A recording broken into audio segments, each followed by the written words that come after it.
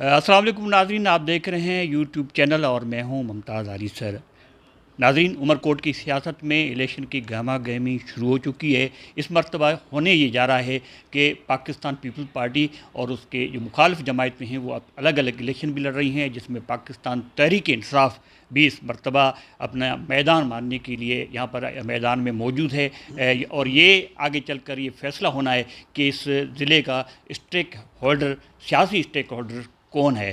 तो यहाँ पर आज हमारे साथ मौजूद हैं लालचंद माली, जो पाकिस्तान तहरीक इंसाफ के नामिज़द उम्मीदवार हैं। वो न फ़क्त एक सियासी कारकुन है, मैं समझता हूँ कि वो इलाके में वो ग्राउंड से जो निचली सतह से जो सियासत करते आ रहे हैं उनका शुमार उनमें भी होता है। वो आम लोगों से भी मिलते भी हैं, उनका आम लोगों से ताल्लुकात भी हैं। तो इस वक्त वो इलेक्शन में हम कल मैंने सुना था वो पिथौरों में थे, इस तरीके से वो मुख्तलिफ मकामात पर जा रहे हैं। हम उनसे पूछना चाहेंगे कि इस ट्रायंगल मुकाबले में तो क्या आप समझते हैं कि उन्हें रिस्पांस मिलेगा? जी बहुत शुक्रिया। देखें मुमताज़, पाकिस्तान तहरीक इंसाफ पाकिस्तान की सबसे बड़ी सियासी पार्टी है और इमरान खान ने पाकिस्तान की कौम को एक नज़रिया दिया है, एक शऊर दिया है।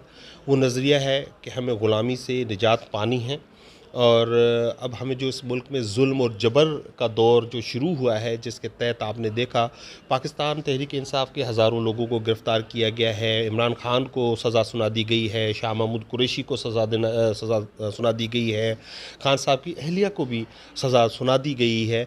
तो अवाम ये सब कुछ देख रहे हैं, अवाम में शदीद गम है, गुस्सा है और वो बदला लेना चाहते हैं।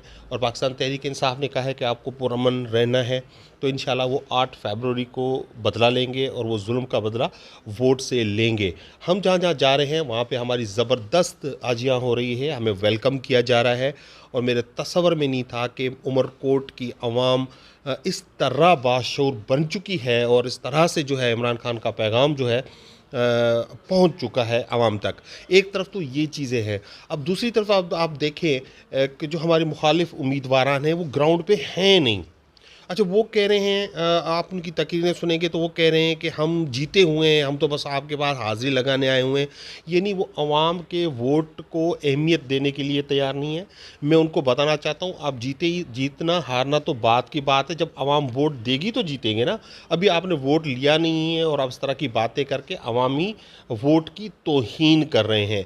अच्छा, उसके बाद आ जाए उनकी परफॉर्मेंस पे, तो उमरकोट ज़िला जब जो लास्ट टाइम पूरा पीपल्स पार्टी ने जीता था उसमें जो तबाही है, बर्बादी हुई है, ना पीने का पानी है, ना बिजली है, ना सेहत का निज़ाम है।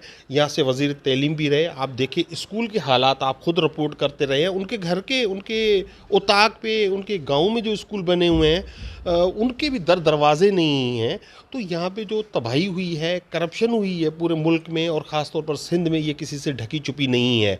ये मैं ज़िले की बात नहीं कर रहा, पूरी सिंध की कर रहा हूँ। एक जगह बता दे, एक यूनियन काउंसिल भी अगर ऐसी पीपल्स पार्टी ने बनाई हो जो वो कह सके यहाँ पे हमने मॉडल यूनियन काउंसिल बनाई है, यहाँ पे सेहत भी इस एक यूनियन काउंसिल। अब सिंध को छोड़ें, अब एक ज़िले को छोड़ें, एक तहसील को छोड़ें, उससे छोटा यूनियन काउंसिल है कि हमने इसको वेल इक्विप्ड कर दिया है। यहाँ पे एजुकेशन है, सेहत है, पानी पीने का साफ़ सुथरा है, बिजली है। वो एक यूनियन काउंसिल इस तरह की नहीं बनी है। लोग बेजार हैं इनसे, लेकिन ये खौफ की फ़िज़ा पैदा की हुई है इन्होंने।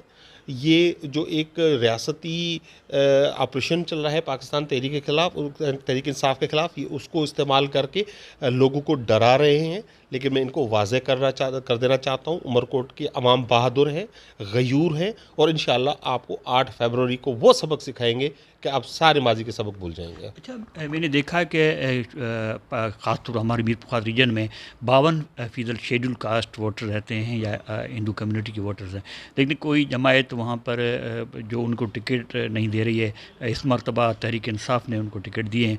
तो आप क्या समझते हैं कि शेड्यूल कास्ट वोटर उनको आप मोबिलाइज करने में कामयाब हो जाएंगे इस मरतबा? देखिए, सबसे पहले तो अगर हम उमरकोट की बात करें, मैं उमरकोट से ताल्लुक़ रखता हूँ, यहाँ से ही पैदा हुआ हूँ, मैं यहाँ का हिंदू हूँ और मैं सियासी कारकुन रहा हूँ। मैंने सबको यहाँ पे वोट दिए हैं, अरबाबों को, नवाबों को, सुमरों को, सैयदों को, हम सब ने वोट दिया है। इस दफ़ा ये हमारा हक़ है कि इस दफ़ा अगर अक़लियत का बंदे पे किसी पे शख्स पे इमरान खान ने एतमाद किया है तो ये हमारा हक़ है कि हिंदू बरादरी और मुस्लिम बरादरी हमें वो वोट दे।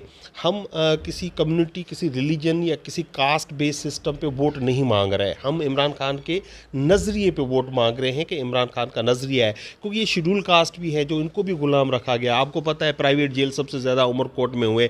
हम तो उस ग़ुलामी को तोड़ने की बात करते हैं, वो चाहे हिंदू हों उसमें, चाहे मुसलमान हों। लेकिन मैं एक बात आपको कहूँ कि आपका ताल्का है, आपकी तहसील है पिथौरा, कल मैं वहाँ पे गया, मैंने 50 के करीब मैंने कॉर्नर मीटिंग्स की हैं, आप देखिए सब वो मुसलमानों ने रखी हुई हैं। तो ये इमरान खान का नज़रिया है जो इसको एक कौम बनाता है।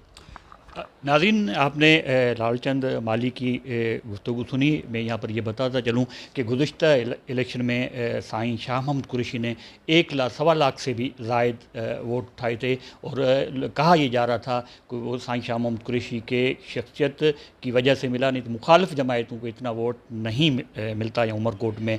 तो अब ये जो इलेक्शन होने जा रहा है, आपको अंदाज़ा है कि अभी होगा, और ये आप मीडिया पर भी देख चुके हैं कि साईं शाह महमूद कुरैशी को इस वक्त एक इंतहाई गलत तरीके से सज़ा दी गई है और यहाँ पर साईं के मुरीद बड़ी तादाद में मौजूद हैं। अब साईं के उन मुरीदन के लिए भी इम्तिहान है जो जिन्होंने साईं शाह महमूद कुरैशी को गुज़िश्ता इलेक्शन में वोट दिया। अगर वो इस मरतबा साईं शाह महमूद कुरैशी के उम्मीदवार को वोट नहीं दे रहे हैं तो मैं समझता हूँ कि ये साईं शाह महमूद कुरैशी से ज़्यादती होगी, क्योंकि वो उनके बका की जंग लड़ रहे हैं, यहाँ के अवाम की बका की जंग लड़ रहे हैं। तो इस मरतबा अब देखना ये है कि लाल माली कितने वोट उठाते हैं और इनसे अंदाज़ा लगाया जाएगा कि उमरकोट ज़िले की असल जो स्टेक होल्डर हैं वो कौन है।